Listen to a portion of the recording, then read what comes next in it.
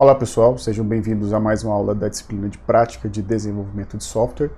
Nós vamos trabalhar hoje a terceira e última aula do conteúdo de revisão de engenharia de software. A gente vai revisar o que seria um framework genérico de desenvolvimento de um projeto de software e quais são os modelos prescritivos e evolucionários que poderiam auxiliar no desenvolvimento do nosso projeto nessa disciplina.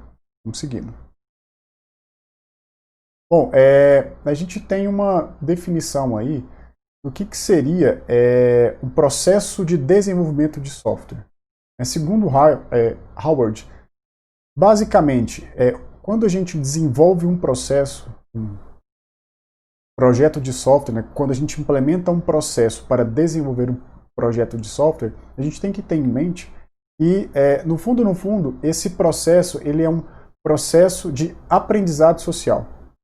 Porque nós precisamos nos comunicar com outras pessoas, nós precisamos entender processos, nós precisamos viver a realidade do cliente, do processo que a gente quer informatizar, para que seja possível a modelagem desse projeto. Então, como um processo de aprendizado social que lida com rotinas complexas, também é um processo interativo.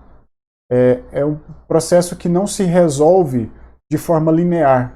É um processo que deve ser iterativamente executado até se chegar no objetivo final do projeto, né? No refinamento do objetivo, que seria a entrega do produto para o cliente e a satisfação dele. Então, o que é um processo? Vamos a uma definição de processo. É um conjunto de atividades, ações e tarefas. São coisas diferentes. Parecem sinônimos, mas não são. Realizadas na criação de algum produto de trabalho. Vamos trazer essa definição de processo para a área de projeto de software, né? Então, o que seria uma atividade? Uma atividade seria um planejamento, né, uma descrição de um objetivo amplo a ser atingido. Então, tente imaginar que entre atividade, ações e tarefas, atividade seria o conceito mais macro disso aí, né? Que é atingir um objetivo amplo. Por exemplo, modelar um sistema. Então, qual que é a atividade de um projeto de software?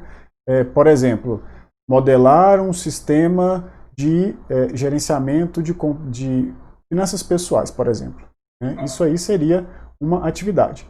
Dentro dessa atividade, eu preciso elencar um conjunto de ações que viabilizem, que possibilitem, que criem meios para alcançar esse objetivo, plano definido pela atividade. Então, uma ação envolve um conjunto de tarefas, que é uma unidade um pouco menor que ação. É um conjunto de tarefas que resultam num artefato de software. Por exemplo, a modelagem do projeto de software. Então, isso é uma ação executada dentro de uma atividade que tem um objetivo amplo. E para se executar essa ação, nós precisamos reunir um conjunto de tarefas sistematizadas, bem objetivas e bem definidas, para que em conjunto a gente consiga executar essa ação. E o que é uma tarefa? Uma tarefa se concentra em um objetivo pequeno, né? Um objetivo a curto prazo, porém bem definido, bem direto. Por exemplo, elaborar um diagrama de classes. Então, isso é uma tarefa dentro de uma ação, né? E produz sempre um resultado tangível, que seria um entregável, algo que você pode mensurar a curto prazo. Então, elaborar um diagrama de classes é uma das tarefas, né, da ação, que é modelar o software, que é uma das ações de uma atividade completa, né, que tem um objetivo amplo, que é modelar todo um sistema. E o que seria um framework de um processo genérico aplicável ao desenvolvimento de qualquer projeto de software, né? Então, é uma metodologia, né, um framework e metodologia é a mesma coisa, são sinônimos. É uma metodologia, né, que identifica um pequeno número de atividades metodológicas aplicáveis a todos os projetos de software. Ou seja, é um padrão. É um padrão que você aplica, padrão de atividades metodológicas, sistematizadas, coordenadas, objetivas, que você aplica a qualquer projeto de software para poder atingir o seu objetivo. Então, um framework também engloba um conjunto de atividades de apoio. Então, eu tenho tanto as atividades metodológicas, que eu posso resumir como atividades de coordenação do projeto, de gerenciamento do projeto, né, de planejamento, quanto também as atividades de apoio, né, que são as atividades guarda-chuva, né, são as atividades que, reunidas de forma ordenada, elas possibilitam que uma atividade metodológica seja concluída. Então, tem uma pequena lista aí de atividades metodológicas, são 5: comunicação, planejamento, modelagem, construção. Dentro de construção eu tenho geração e teste, geração de código e teste, e por último, emprego. Reparem que essas 5 atividades metodológicas, elas seguem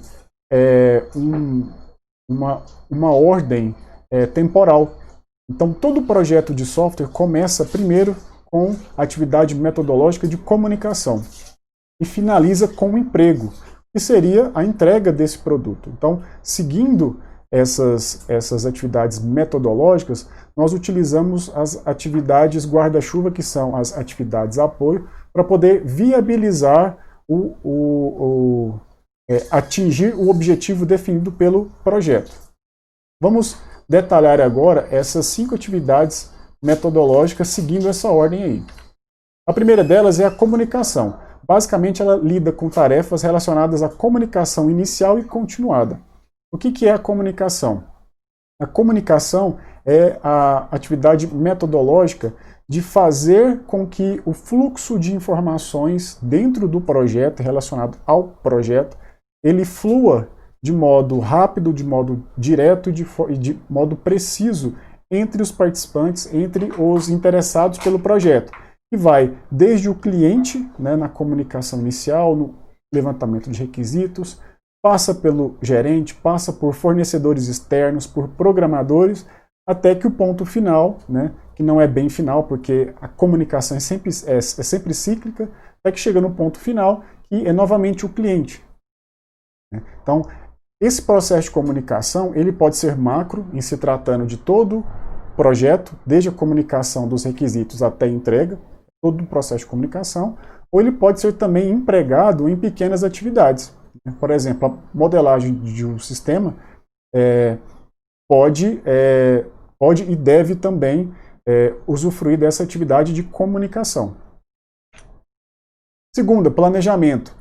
Ela reúne as tarefas relacionadas à elaboração de cronograma, orçamento e plano de desenvolvimento de software. Seria a parte burocrática mesmo do software. É o módulo do projeto de software que trata sobre a organização dos custos, dos recursos, do cronograma. É a partir dessa atividade metodológica que você consegue criar checkpoints para saber se o seu projeto de software, se ele está em dia, se ele está atrasado, se ele está estourando o custo, se ele está fugindo do escopo, por exemplo. Né? Modelagem é um complemento do planejamento. Como eu falei, na modelagem, nós vamos executar tarefas referentes à análise e especificação dos requisitos. É aqui que eu reúno todos os requisitos do software e faço a modelagem para a construção do projeto. Então, partindo do planejamento, né, então, a comunicação fornece subsídios para o planejamento, que fornece subsídios para a modelagem. Então, no planejamento, você planeja o macro do software, né? Posso dizer que são as questões burocráticas mesmo. E na modelagem, seguindo o planejamento, a gente desenvolve tarefas, como está aí, referentes à análise e especificação de requisitos e do projeto por meio de modelos. Então, é na modelagem que você vai detalhar a solução que você precisa implementar para que se transforme no final do projeto um produto para entrega para o cliente. E as duas últimas é a construção, que é basicamente a codificação do que foi modelado na etapa anterior, e os testes, E por último é a entrega do software, né? Que é a quinta atividade metodológica, que é o emprego, que é a implantação do software, treinamento para os usuários finais e a entrega dele mesmo de fato, né? Quando ele já pode entrar em produção e já está testado, validado. Em relação aos modelos de processo de software, eu vou citar aqui dois tipos de modelos, que é o modelo de processo prescritivo e o evolucionário, que são os mais comuns. O tipo de modelo de processo de software prescritivo, ele promove uma abordagem ordenada e estruturada da engenharia de software. Então, quando eu falo em ordenada, eu estou falando de etapas de desenvolvimento desse projeto de software muito bem definidas e que devem ser executadas na ordem em que foram propostas. Por que são modelos prescritivos? Porque eles prescrevem exatamente um conjunto de elementos do processo. Então, são atividades metodológicas, tarefas, produtos, fluxos, enfim. Então, tem que ser seguido à risca. Por isso que é um modelo de processo prescritivo. Dentre esses modelos, o primeiro deles é o modelo em cascata, né, que é o também conhecido famoso ciclo de vida clássico do software. E como faz parte de um modelo prescritivo, ele segue uma ordem. Então, ele é um fluxo de processo linear. Né?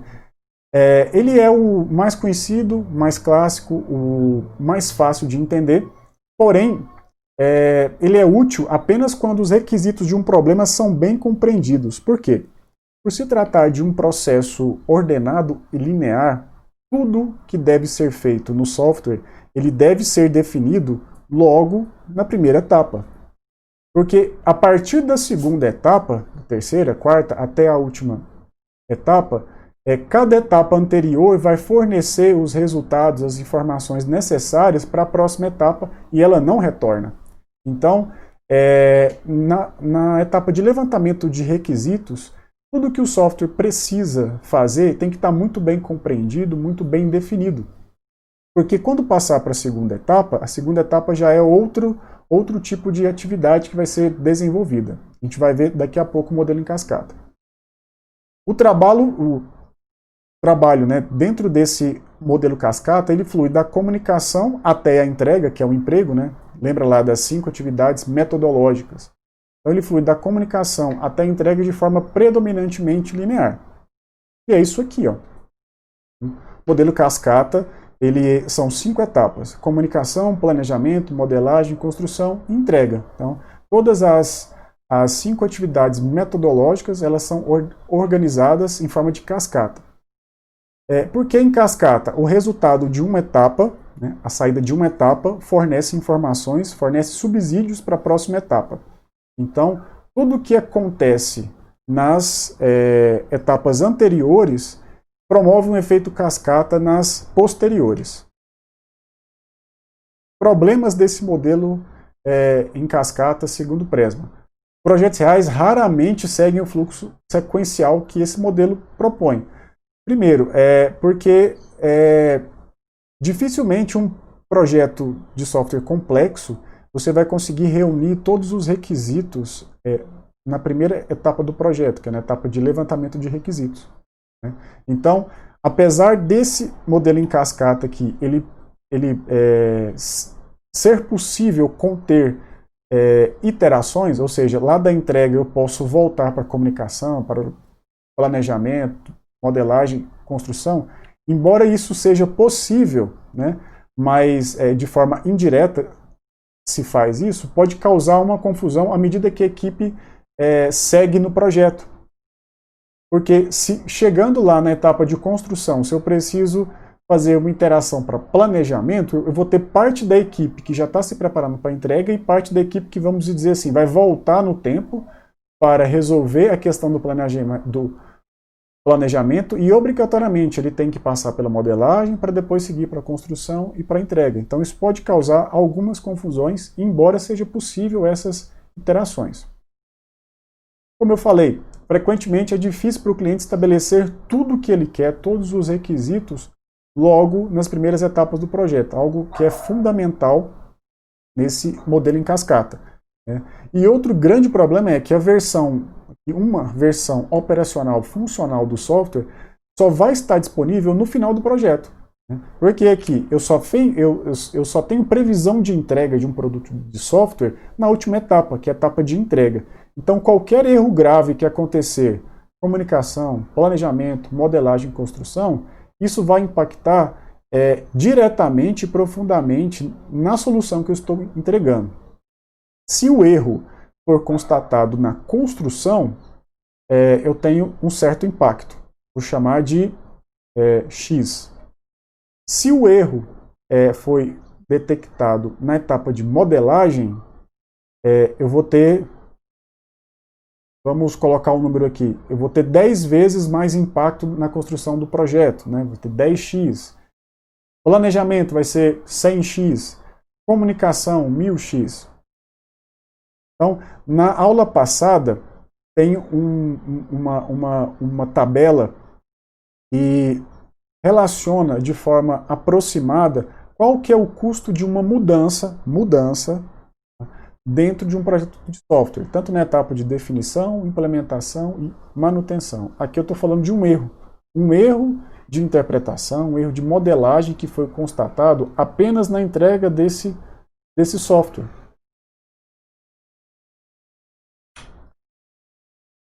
Seguindo, além do modelo em cascata, que é prescritivo, tem o modelo V, que é uma variação desse cascata. Ele relaciona ações de garantia de qualidade e ações de comunicação, modelagem e construção. Então, além de prever as mesmas etapas do modelo em cascata, ele implementa alguns mecanismos para a garantia dessa qualidade, né, tanto na comunicação, quanto na modelagem e na construção. Ele fornece uma forma de visualizar como verificação e validação serão aplicadas.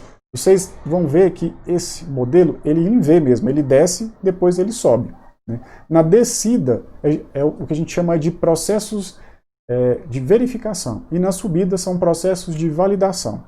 É o que está dizendo aqui, ó.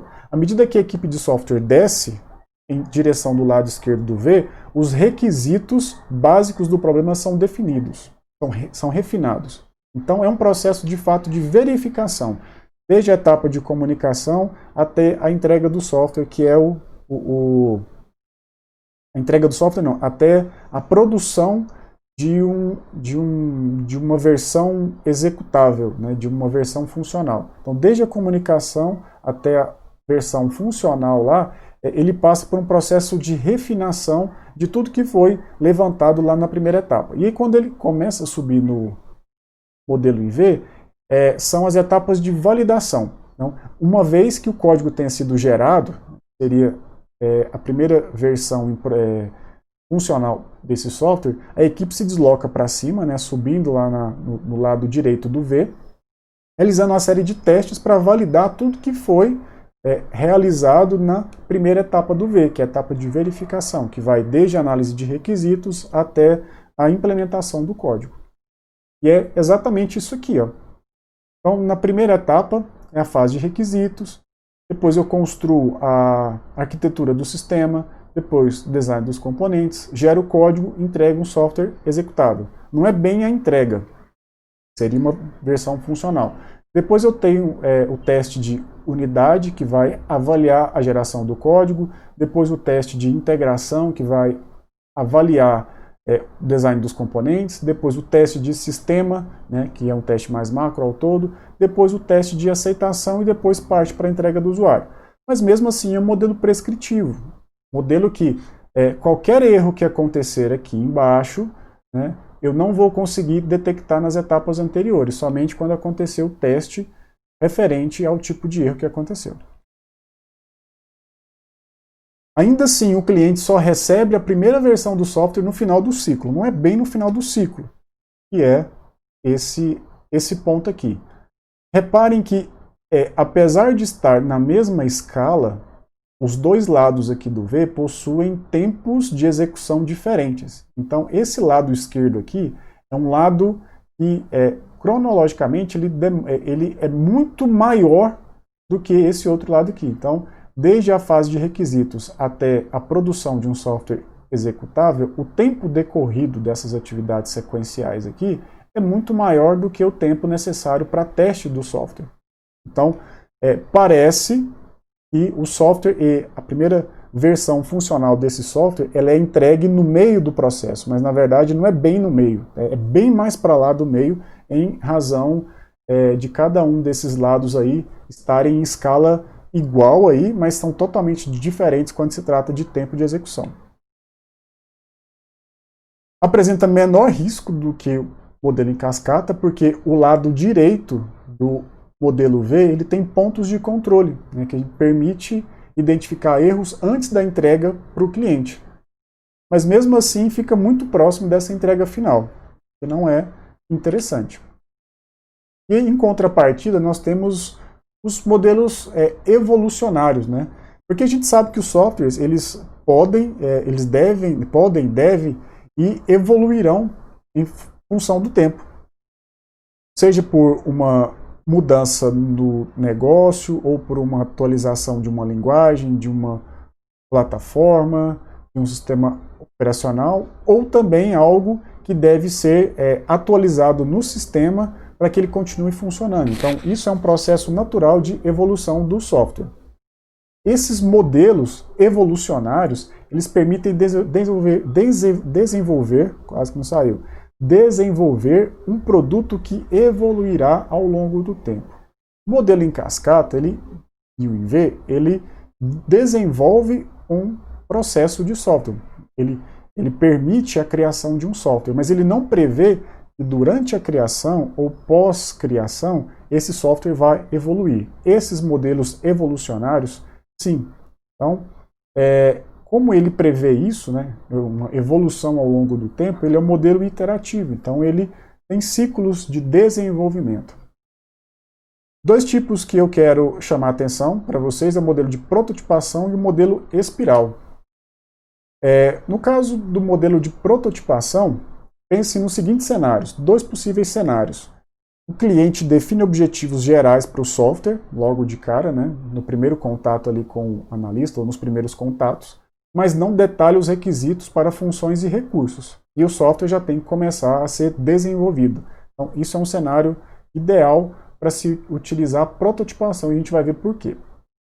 Outro possível cenário é um desenvolvedor que não tem a segurança necessária quanto ao algoritmo que ele desenvolveu, se ele é eficiente ou não quando ele entrar em produção, né? Ou mesmo as cores que foram usadas, o posicionamento dos campos, dos links, dos botões, se está de acordo com a melhor forma possível para o cliente interagir com eles. Então, isso também é uma potencial aplicação do modelo de prototipação.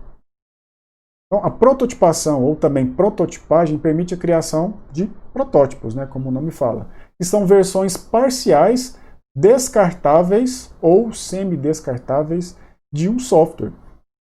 Essas versões parciais, elas podem ser funcionais ou não. O que seria uma versão parcial, descartável, funcional de um software? É uma versão que é apresentada para o cliente, que cadastro, por exemplo, de contas, ele funciona, ele cadastra no banco de dados, ele recupera os dados, ele lista, ele exclui, né? Mas ele não está totalmente completo. Então é uma versão parcial do software que vai ser excluído, mas é um conceito criado para que o cliente aprove a interface, aprove o fluxo do processo naquela janela. Então isso seria um exemplo. E o que seria uma versão parcial, descartável, não funcional? Seria somente a tela, desenho de uma tela. Um conjunto de telas que não tem uma função implementada por trás, mas ela responde a cliques e mostra para o cliente qual vai ser o fluxo de um cadastro de conta, por exemplo. Então, esses protótipos, eles são apresentados e validados junto ao cliente ou usuário. Então, a prototipação ela possui como finalidade apresentar para o usuário. Então você constrói o protótipo, não é para a sua equipe, você constrói o protótipo para o usuário. E nessa disciplina, por conta do tempo, não vai ser possível a gente implementar esse software, mas nós vamos criar protótipos não funcionais para poder simular como que seria esse software se ele fosse implementado. Então, como eu falei, os protótipos, se eles forem descartáveis, após a validação do processo que ele controla, eles são descartados. Então é só um conceito. Se joga todo o protótipo fora e, utilizando os dados de validação, o que deu certo e não deu certo, é construído um novo, que é uma versão final para entrega para o usuário. E se for um protótipo evolutivo, eles não são descartados, eles são apresentados para o usuário vai validar o que deu certo e o que não deu certo. O que deu certo se mantém, o que não deu certo altera, mas vai alterar dentro do protótipo. A partir desse ponto, ele deixa de ser um protótipo e passa a ser um módulo funcional do software. Então, esse é o ciclo de prototipação. Tudo começa na comunicação. Então, nós temos a comunicação com o cliente, que questiona para ele quais são os requisitos do software, pelo menos os iniciais. Nós temos um planejamento muito rápido, modelagem rápida também, construção do protótipo, funcional ou não, e a entrega para validação. Depois que eu faço a entrega, o cliente ele vai comunicar de novo comigo a impressão que ele teve, se aquele protótipo atende às expectativas e necessidades dele ou não, e aí a gente entra no novo ciclo de planejamento rápido, de adequações, de modelagem, evolução desse protótipo, entrega para validação e comunicação. Mas essa prototipação, ela não é feita por todo o sistema, por todo o projeto. Ao longo do desenvolvimento do projeto, essa prototipação ela vai se tornando desnecessária, porque ela serve para validar requisitos iniciais. À medida que o projeto vai se tornando mais maduro, a prototipação deixa de ser interessante, ela passa a ser desnecessária. Problemas com esse modelo de processo aí, de projeto de software. O cliente vê a versão, que é o protótipo, bonitinho lá, funcional, e aí exige alguns acertos ali, pouca coisa. Eu quero que você coloque um campo aqui, tire esse botão daqui, altere essa cor aqui, e já quer colocar logo em uso. Mas até explicar para o cliente que aquilo é só um protótipo, que o código que está por trás, por mais que o torne funcional, não é um código adequado para ir para a produção, a conversa é longa. Então isso é um problema. A codificação utilizada para apresentar o protótipo pode ser usada na versão definitiva, mesmo não sendo a mais apropriada. Isso tem que tomar muito cuidado, porque se você apresenta o protótipo para o cliente, um protótipo funcional, e o cliente gosta muito, faz poucas alterações, a probabilidade daquele código que está por trás ir para a versão final é muito grande. É aquela história, time que está ganhando não se mexe. Se o cliente gostou, usa esse código e a gente passa para outras telas, para outros módulos. Mas, muitas vezes, quase sempre, esses códigos eles são implementados de modo rápido, para se fazer uma entrega mais visual do que uma entrega de desempenho.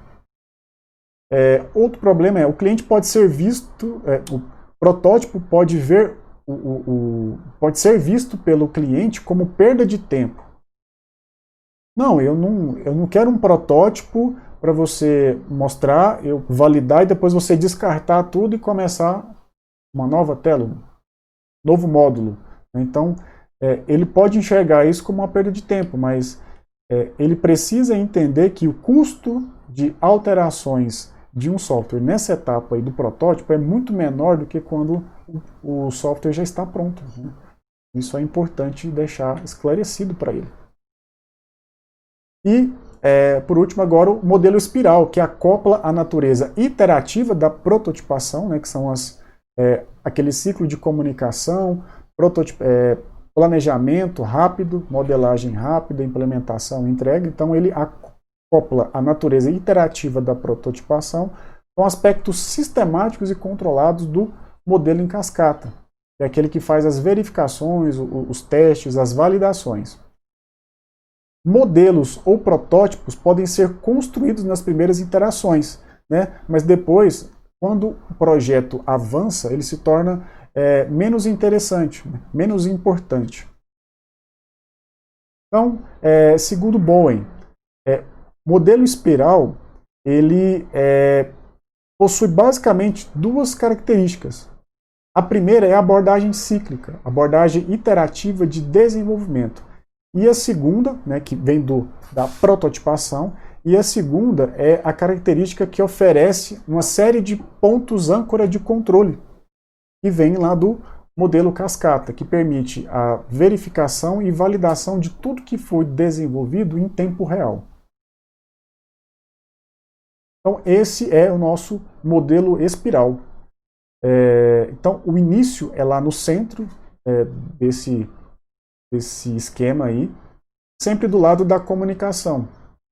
Quanto mais ao centro, mais inicial são esses processos aí, né? Essas atividades metodológicas. Então, eu começo na comunicação e sigo no sentido ali horário. Vou para a comunicação, depois planejamento, depois passo pela modelagem, construção, emprego, e eu retomo novamente a comunicação. Quanto mais essa espiral se expande, mais o projeto de software ele está maduro. Então ele permite uma constante evolução do software sem voltar em pontos iniciais, pontos muito maturos e imaturos do projeto. Então é sempre em constante evolução, partindo do centro e expandindo todo o processo. Bom, pessoal, aqui nós encerramos a terceira aula de revisão de engenharia de software e nas próximas aulas eu vou deixar alguns vídeos adicionais para vocês, alguns links externos, e nas outras aulas a gente vai começar a implementar o nosso projeto de software. Até mais. Saiba mais sobre o Instituto Federal Goiano. Acesse ifgoiano.edu.br e nos procure também nas redes sociais. Instituto Federal Goiano. A educação te transforma, você transforma o mundo.